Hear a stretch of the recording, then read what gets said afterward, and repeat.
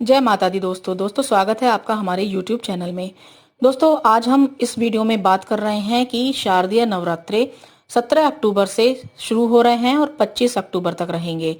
तो दोस्तों इस बार के जो नवरात्रे रहेंगे ये नवरात्रे बहुत ही खास हैं और ये जो नवरात्रे रहेंगे माता भगवती की उपासना करने के लिए आपको दोस्तों 1 महीने तक इंतजार करना पड़ा है, क्योंकि इस बार पितृपक्ष के समाप्त होते ही अगले दिन से शारदीय नवरात्रे शुरू हो जाते हैं। लेकिन इस बार पितृपक्ष और पुरुषोत्तम मास के चलने से 1 महीने का जो अंतराल है वो नवरात्रि और पितृपक्ष के बीच में रहा है। तो आपको 1 महीने का इंतजार करना पड़ा है नवरात्रि के लिए।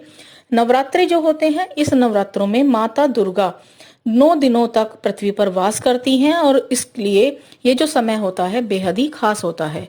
माँ दुर्गा का जो वाहन होता है वो शेर होता है, लेकिन इन दिनों में माँ दुर्गा दिनों के हिसाब से पृथ्वी पर आती हैं कि किस वाहन से माता आएंगी, और उसका बहुत ही विशेष महत्व भी होता है। क्योंकि दोस्तों माता दुर्गा जो है उनका वाहन तो शेर है, लेकिन माँ दुर्गा का जो वाहन वो भविष्य की घटनाओं को दिखाता है, भविष्य की घटनाओं के बारे में जानकारी मिलती है। तो इस बार नवरात्रे 17 अक्टूबर से शुरू होंगे और इस बार माँ दुर्गा घोड़े पर जो उनका सवार होकर आएंगी, तो घोड़े को उनका वाहन बनाकर पृथ्वी पर आएंगी। तो जो घोड़ा है वो वाहन है, लेकिन वो अच्छा संकेत नहीं माना जाता, क्योंकि घोड़े को युद्ध का कारक माना जाता है। तो जैसे पड़ोसी देशों से युद्ध वगैरह ऐसी स्थिति बन सकती है। तो ये जो संकेत रहेगा ये हालांकि अच्छा नहीं है, लेकिन माता के लिए जो शारदीय नवरात्रे हैं, ये जो पर्व है ये माता की उपासना का पर्व है और बहुत ही श्रद्धा भाव के साथ इसे मनाया भी जाता है। माता अपने भक्तों की सुनती हैं और उनकी सभी मनोकामनाओं को पूरा भी करती हैं। तो आज हम इस वीडियो में बात कर रहे हैं कि ये जो नवरात्रे रहेंगे शारदीय नवरात्रे जो 17 अक्टूबर से शुरू हो रहे हैं, तो ये इन नवरात्रों में हमें क्या ऐसे काम हैं जो नहीं करने चाहिए। यदि हम वो काम करते हैं तो माता भगवती हमसे रुष्ट हो जाती हैं और हम पर कृपा दृष्टि उनकी नहीं हो पाती। तो हमें दोस्तों वो कौन से ऐसे काम हैं जो नहीं करने चाहिए, ताकि हमारी परेशानियां भी दूर हो सके और हमें माता का आशीर्वाद भी मिल सके। तो हम ऐसे कौन से काम हैं जो नवरात्रों में ना करें, आज हम इस वीडियो में यही बारे में बात कर रहे हैं। लेकिन दोस्तों वीडियो की शुरुआत करने से पहले आपसे रिक्वेस्ट है कि चैनल पर नए आए हैं तो चैनल को जरूर सब्सक्राइब कर लें, और यदि आपको इन्फॉर्मेशन अच्छी लगे तो वीडियो को लाइक जरूर करें। कमेंट बॉक्स में जय माता दी का एक जयकारा लगाकर जरूर जाएं, जय माता दी जरूर लिखें। तो चलिए दोस्तों शुरू करते हैं आज की वीडियो और बात कर लेते हैं कि कौन से ऐसे काम हैं जो आपको नवरात्रों में नहीं करने हैं। दोस्तों नवरात्रि जो है ये सनातन धर्म के प्रमुख पर्व हैं और इस दौरान 9 रात और 10 दिनों तक देवी भगवती के 9 रूपों की पूजा की जाती है। लेकिन नवरात्रि के दिनों में माता रानी की पूजा करते समय कुछ नियमों का विशेष पालन करना चाहिए, अन्यथा देवी भवानी रूठ जाती हैं। तो आइए जानते हैं कि वो कौन से कार्य हैं जो हमें नवरात्रों के दौरान नहीं करने चाहिए। तो सबसे पहले हम बात कर रहे हैं कि हमें जब हम पूजा करते हैं तो पूजा करते समय हमें आसन जरूर बिछाना चाहिए। लेकिन नवरात्रों में पूजा करते समय आसन जरूर बिछाएं। यदि आप नॉर्मली भी पूजा करते हैं, प्रतिदिन पूजा करते हैं, तो तब भी आपको आसन यूज करना चाहिए, आसन बिछाकर उस पर पूजा करें। लेकिन यदि आप ऐसा नहीं कर रहे हैं तो लेकिन ये ध्यान जरूर रखें कि नवरात्रों में आपको जो भी पूजा पाठ करनी है उसके लिए आप आसन जरूर बिछाएं और उस पर बैठकर पूजा करें। कभी भी जमीन पर बैठकर पूजा आपको नहीं करनी चाहिए। ध्यान रखें कि 9 दिनों तक माँ के मंदिर में या घर में दीपक आप जरूर जलाएं। अपने मंदिर में, चाहे घर का मंदिर है वो या फिर आपके, यदि आप मंदिर में जाते हैं तो वहां पर आप दीपक जरूर जलाएं। देवी मैया को लाल रंग बहुत पसंद होता है। तो माता का जो आसन है और जो वस्त्र है वो लाल रंग के ही रखते हैं, तो बहुत ही अच्छा है आपके लिए। यहाँ पर माता प्रसन्न होती हैं। और इसके अलावा वैसे तो हर दिन माँ के लिए अलग अलग रंग होते हैं, लेकिन यदि आप चाहें तो देवी भगवती का जो श्रृंगार है और वस्त्र है ये भी आप दिन के अनुसार उनको बना सकते हैं। अब बात करते हैं दोस्तों कि जो नवरात्रे हैं उसमें आपको दुर्गा सप्तशती और दुर्गा चालीसा का पाठ जरूर करना चाहिए। क्योंकि नवरात्रों पर यह ध्यान जरूर रखें कि घर में यदि आपके कोई मेहमान आता है तो ये ध्यान जरूर रखना है कि नवरात्रों में यदि आपके घर में कोई मेहमान आ रहे हैं तो वो भूखे पेट ना जाएं, आप उनको भूखा ना जाने दें। कुछ भी चाय नाश्ता या खाना जरूर खिलाएं उनको। तो आपको ये ध्यान जरूर रखना है। इसके अलावा कोई कन्या यदि आपके घर में आती है तो उसको भी खाली हाथ ना लौटाएं, कोई उसको गिफ्ट दे दें या फिर कुछ आप उसको कोई भी पैसे वगैरह दे सकते हैं, कुछ उसको चीज जरूर दें, कुछ खाने पीने की चीज दें, तो आपको बहुत ही अच्छी रहती है स्थिति। यहाँ पर माता प्रसन्न होती है क्योंकि कन्या को माता का रूप माना जाता है।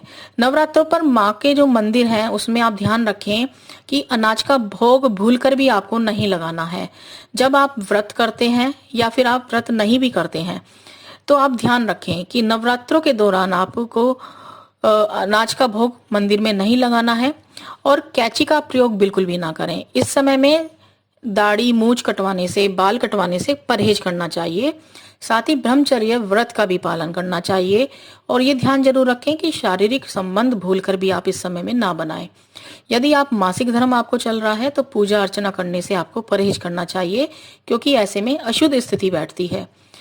दोस्तों, नवरात्रों पर चमड़े के जो जूते होते हैं या फिर आप बेल्ट वगैरह का इस्तेमाल जो करते हैं, पूजा कर रहे हो तो उस समय आप बेल्ट वगैरह जो चमड़े की होती हैं वो अलग निकाल कर रख दें और आप कोई ऐसी चीज भी ना खरीदें। सनातन धर्म में शुभ कार्यों में काले रंग का परहेज करना बताया जाता है, तो ये ध्यान रखें। नवरात्रों के दिनों में यदि आप संभव हो तो काले रंग के वस्त्र पहनने से आपको परहेज करना चाहिए। किसी की निंदा करने से आपको परहेज करना चाहिए। झूठ ना बोले आप और खाने में लहसुन प्याज का प्रयोग ना करें। अगर आप व्रत रखते हैं तो आपके लिए बहुत ही अच्छा रहेगा। यदि आप व्रत नहीं भी रखते हैं तो भी आप यहाँ पर लहसुन प्याज का प्रयोग बिल्कुल भी ना करें और आप सात्विक आहार का प्रयोग करें, तो आपको माता लक्ष्मी जो है उनकी भी कृपा दृष्टि आप पर बनी रहेगी, माता दुर्गा का आशीर्वाद आपके ऊपर बना रहेगा।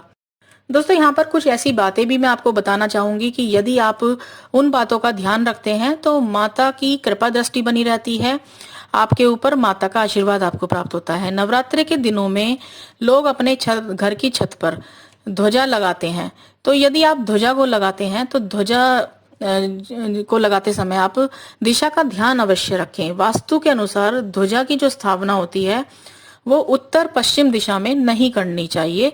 आपको ये ध्यान जरूर रखना है। यदि आप अपने घर की छत पर कोई ध्वजा फहराते हैं तो उसको ध्यान रखें कि उत्तर पश्चिम की तरफ वो ध्वजा बिल्कुल भी ना हो। दोस्तों, इस बात का आपको ध्यान जरूर रखना है। इसके अलावा नवरात्रि के दिनों में प्रतिदिन माँ की पूजा अर्चना आपको करनी चाहिए। कुछ लोग अखंड ज्योति भी प्रज्वलित करते हैं, तो वास्तु के अनुसार यदि हम बात करें तो दीपक जो हमें जलाना चाहिए और दीपक प्रज्वलित करते समय ध्यान रखें कि जो ज्योति होती है उसका मुंह पूर्व और दक्षिण की दिशा होना चाहिए, यानी कि आपको ज्योति की जो मुंह है वो पूर्व की तरफ हो, दक्षिण पूर्व की तरफ हो, तो काफी अच्छा माना जाता है। इसके अलावा दोस्तों, कलश यदि आप स्थापित कर रहे हैं तो कलश स्थापित करने से पहले उस स्थान को स्वच्छ करके गंगा जल से प्रवित करें। उसके बाद कलश के ऊपर स्वास्तिक का चिन्ह बनाएं, कलश में जल भरें और कलश के मुंह की किनारी की ओर जो मोली होती है उसको लपेटें। उसके बाद कलश में सिक्का, सुपारी और अक्षत डालें। अक्षत टूटे हुए ना हो, साबुत अक्षत हो, यानी कि चावल के दाने जो हो वो साबुत हो। मिट्टी में जौ मिलाकर पूजा स्थान के पास ही लकड़ी की चौकी पर वेदी बनाएं और कलश को स्थापित करें। कलश के ऊपर लाल रंग के कपड़े में नारियल लपेट कर रखें आप, और आप मिट्टी, चांदी या फिर तांबे का कलश भी ले सकते हैं। तो दोस्तों, ये चीजें आपको ध्यान रखनी है। माता की कृपा दृष्टि आप पर बनी रहती है। इसके अलावा यदि हम वास्तु के हिसाब से देखें तो घर का जो ईशान कोण होता है, यानी कि उत्तर पूर्व की दिशा को पूजा का सही स्थान माना जाता है।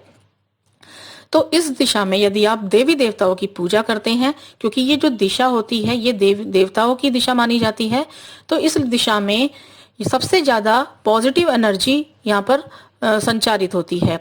तो इस दिशा में यदि आप पूजा करते हैं तो बहुत ही अच्छे फल आपको देखने को मिलेंगे।